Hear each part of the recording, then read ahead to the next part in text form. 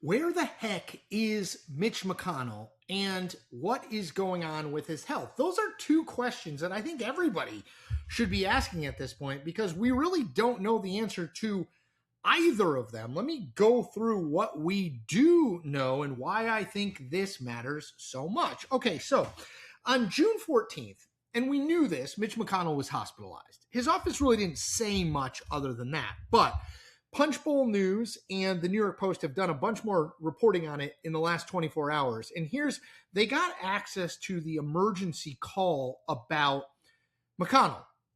It said that he was unconscious in his home, that he may have suffered a heart attack, that CPR was in progress for quote unquote cardiac arrest. Now, that's the New York Post and then Punchbowl. Does that mean he had a heart attack? No, it means that they were concerned about that sort of thing, right? But the unconscious thing worries me, and I think it should worry anyone who pays attention to the stuff. And the fact that this happened on June 14th and it's July 1st and we have no updates, no confirmation, no anything about anything as it relates to Mitch McConnell following Joe Biden in 2024, following Tom Kean Jr. for most of 2026, the congressman who just basically disappeared, came back on Tuesday and said he was gone because he was depressed. I think it matters, and I want to talk about it. Before I do that, I do hope you subscribe. Independent, authentic here every day. Hit that subscribe button. Okay, so here's what we know. Mitch McConnell is 84 years old, okay? He is retiring at the end of this term. He has been in the Senate. He was elected to the Senate in 1984. He is the longest serving senator in the history of Kentucky. He will be retiring. He has already stepped down. He was the Senate minority and Senate majority leader for Republicans, longtime sort of mastermind of Republican strategy in the Senate. But he announced that he was not running for another term, and then he announced subsequently he was stepping down from his leadership role. All of that we know. Now, he has had a number of public health issues. This started several years ago when he had two at least, freezing episodes in public. And by that, I mean, he would be speaking and then he would just sort of stop speaking and freeze and then return to speaking sometime later. It happened, I believe, once in Kentucky and once in Washington. He's had several falls. He fell down the Senate stairs. He's broken a rib. He was hospitalized this past February for flu-like symptoms. He is often seen when he is in the Capitol in a wheelchair. Again, he's an 84-year-old man whose health is not great. So when you get all of that, and then you get this report, first of all, that June 14th, he was admitted to the hospital. We know that. These calls that have been reported, these emergency calls suggest, again, may have suffered a heart attack, CPR may have been in progress, and that he was found unconscious. His office still has said nothing about why he went into the hospital, whether he's still in the hospital 3 weeks later, what his condition is. Here's what they have said. Let me see if I can find it. Senator McConnell is still working closely with staff on Senate business in Kentucky matters as he continues his recovery. Senator McConnell is still working closely with staff on Senate business and Kentucky matters as he continues his recovery. They've basically been saying that since the start. They have, again, nothing about why he went into the hospital. Is he still in the hospital? We don't know, because he could be working with staff from the hospital, not sure, and what his actual condition is. Again, in the wake of Joe Biden, and the obvious hiding of his health, his physical and mental deterioration. In the wake of Tom Kean Jr., the Republican congressman from New Jersey, who disappeared from Washington on March 5th and reappeared on June 30th, saying he had dealt with depression, but didn't take questions, something else.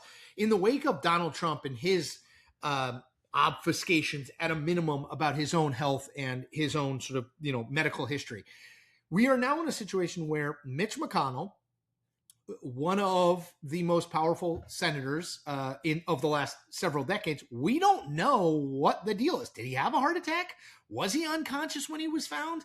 Did they have to perform CPR? What's his prognosis? Is he still in the hospital? We don't know any of that. Now, the Senate is in recess until July 13th. So until July 13th, my guess is we may not find much out about that. But if McConnell can't show up, that does matter, right? Remember, Republicans have 53 votes in the Senate. They can lose 3 of those votes and still pass any legislation. But if McConnell's not there, that's a big potential problem for them, right? Just in terms of logistics. The other part of this is, what is the deal with Mitch McConnell's health? Yes, he is retiring at the end of this term, but what happens if he can't serve any longer? What happens if he has to be replaced? And that is a fascinating story about Kentucky politics. So, in the event that McConnell was forced to resign or, God forbid, passed away during this last 6 months of his term, it used to be up until 2021 that the governor of the state appointed a replacement for McConnell or for any Senate opening, and then that person had to stand in the next election. That's no longer the case. Kentucky Republicans in the state legislature have changed the law twice since 2021. Now, why would they change the law? Because the governor of Kentucky since 2021 is Andy Beshear, right? He's been elected in 2020, then again in 2025. So they changed, is that right? No, 2019, 2023. They changed the rules because they don't want a Democratic governor appointing a Democrat to a seat that Mitch McConnell represents. So in 2021, they changed the law from the governor appoints a temporary replacement if there's a Senate vacancy to the governor can pick between 3 candidates put forward by the state executive committee of the party that the senator represents, meaning the Republican State Executive Committee in this case would put forward 3 candidates and Andy Beshear, the Democratic governor, would choose between those 3. But they changed it even more in 2024. They said, no, the governor is going to be totally out of this process. He's not even going to get to pick among these 3 Republicans. Now, all that the governor can do, all that Andy Beshear can do is call a special election. It's one of 5 states where there is a special election held to fill a Senate seat. No appointment, only a special election. Now, the people who sponsored this say there was nothing having to do with McConnell. This is about what's right for Kentucky, except that it started moving and became law shortly after McConnell announced that he would be stepping down from his leadership position in the Senate and retiring. There's no coincidences in politics, and that ain't a coincidence. Look, if McConnell is unable to continue to serve the remainder of his term, if he does pass away in office, he will be the first Kentucky senator for that to happen since Alben Barkley. Alben Barkley died in 1956 while in office.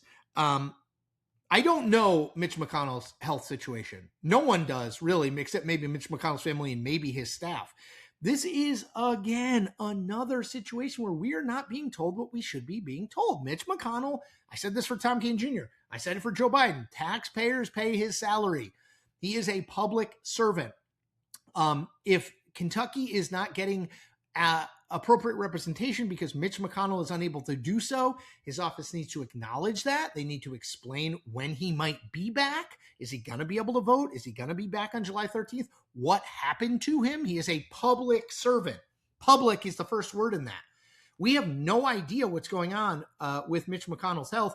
And we have these reports that suggest he was found unconscious at his home on June 14th. He may have suffered a heart attack. CPR may well have been given to him. These are important questions that we need answers to. And it doesn't matter to me if Mitch McConnell's a Republican, Democrat, Green Party. We need to hold our public officials to a standard. And that standard is, if you cannot do the job for which you're being paid, you need to explain why. You need to explain when you might be able to do that job again, and you need to explain how you are going to get from point A to point B. We've got none of that from Mitch McConnell. Again, what happened on June 14th? How long was he in the hospital? Is he still in the hospital? What is his prognosis? How is he going to be able to, or is he not going to be able to return to his official Senate duties, including voting? We need answers to those questions. We don't have them right now. That's it for me. As I said earlier, I hope you subscribe. Independent, authentic here every day. If you're already a subscriber, check out the memberships tab. For as little as $2.99 a month, you can be a member. You can get exclusive content and support independent journalism as I try to build a career doing what I'm doing. I also hope you tell people in real life what I'm doing, why it matters, why they should subscribe. Last thing, like and comment on this video helps me build my community on YouTube. All right, everyone, take care.